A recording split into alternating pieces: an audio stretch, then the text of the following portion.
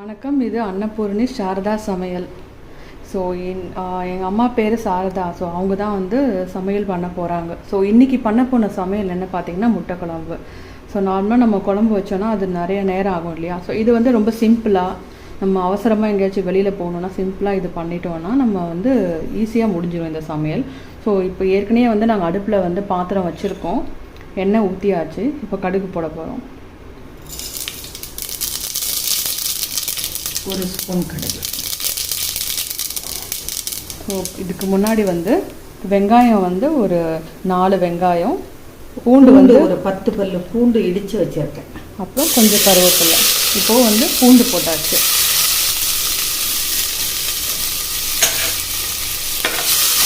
அதை கொஞ்சம் ரோஸ்ட் பண்ணிக்கலாம்.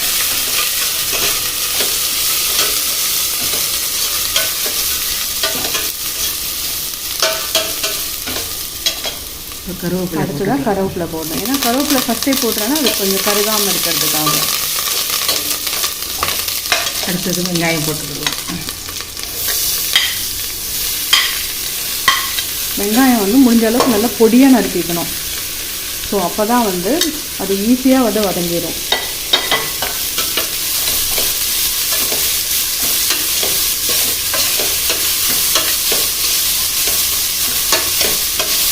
அது வதங்கிறதுக்கு வேண்டி கொஞ்சம் உப்பு போட்டுக்கலாம்.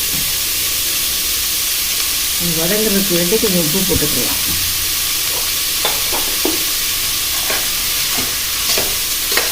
இப்போ உப்பு போட்டாச்சு, கொஞ்சம் கிளறி விட்டுக்கோங்க.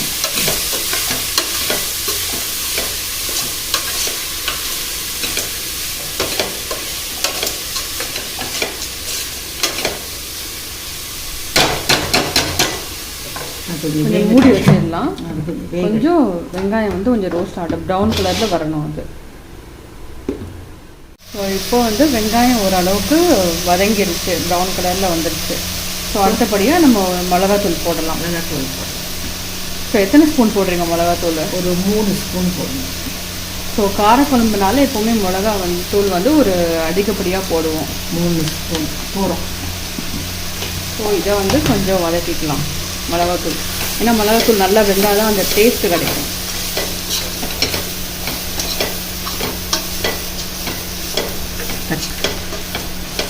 ஸோ அதுக்கு முன்னாடி வந்து நார்மலாக நம்ம வந்து குழம்பு வைக்கும்போது தக்காளியை நறுக்கிப்போம். ஆனால் தக்காளியை நறுக்கிறதுக்கு பதிலாக தக்காளியை நம்ம வந்து அரைச்சிக்கிட்டோம்னா அது ஒரு கிரேவி மாதிரி நம்மளுக்கு திக்காக கிடைக்கும். ஸோ 4 தக்காளி அரைச்ச தக்காளி. ஸோ அதையும் ஆட் பண்ணிக்கலாம் இது கூட.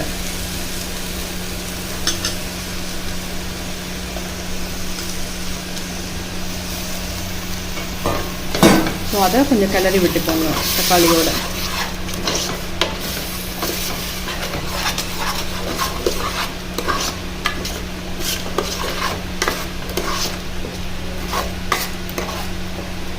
இந்த மாதிரி கிரேவியாக வரும்.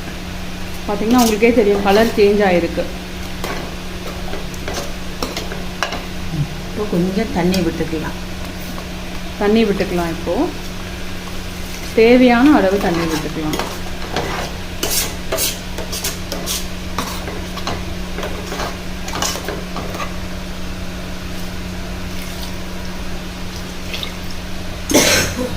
மூடி வச்சுக்கலாம். சொல்லுங்கள். சரி, கொஞ்சம் நேரம் வந்து மூடி வைக்கலாம், கொஞ்சம் வேகட்டும் அது.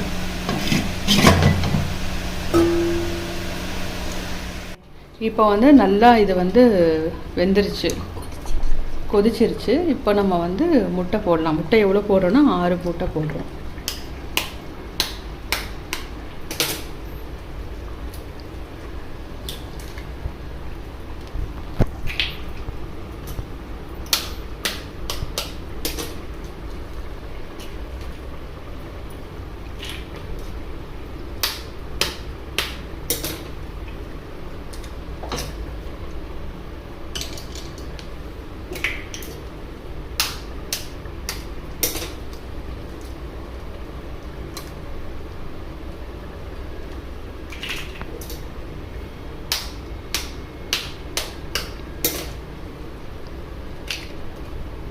இனி ஒரே ஒரு முட்டை இருக்குது போட.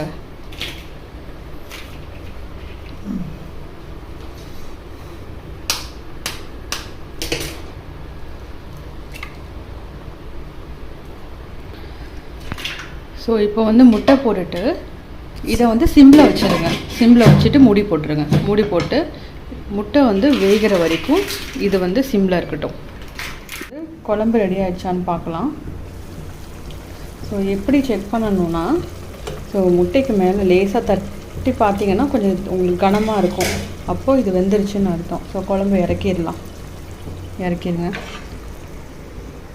ஸோ அதுக்கு இடையில வந்து ஒரு கடாயில் எண்ணெய் ஊற்றி இப்போ அப்பளம் பொரிக்க போகிறோம். எண்ணெய் சூடாகட்டும்.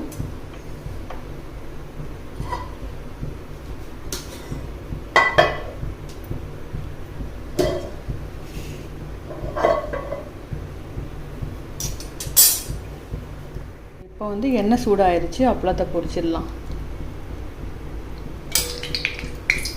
2 அப்பளமாக பொரிக்கணும்.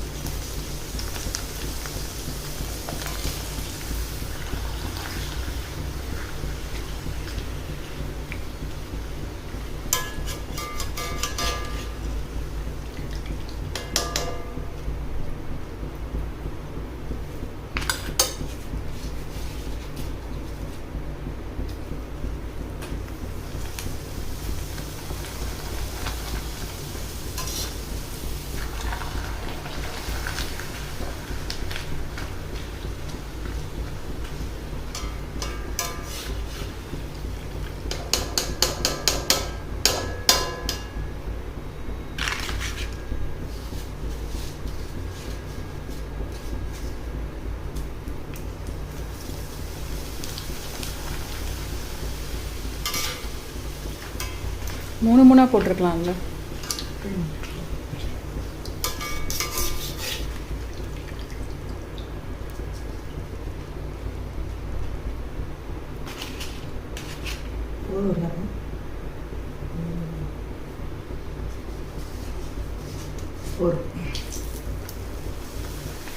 இல்லை அதையும் ஒன்று எதுக்கு மிச்சம் வைக்கிறீங்க, அதையும் போட்டுருங்க.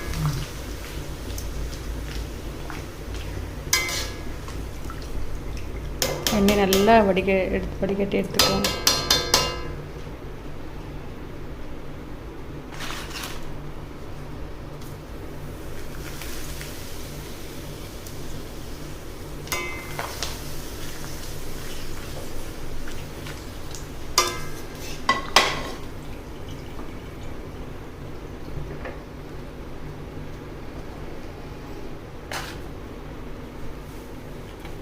ஸோ இப்போ வந்து அப்பளம் ரெடி ஆயிடுச்சு. முட்டை குழம்பு ரெடி ஆயிடுச்சு. சாதமும் ரெடியாக இருக்குது. ஸோ ஃபைனலாக அப்பளமும் பண்ணிட்டோம். ஸோ இந்த வீடியோவை பார்த்துட்டு பிடிச்சிருந்தா சப்ஸ்கிரைப் பண்ணுங்கள், ஃபாலோ பண்ணுங்கள். தேங்க்ஸ்.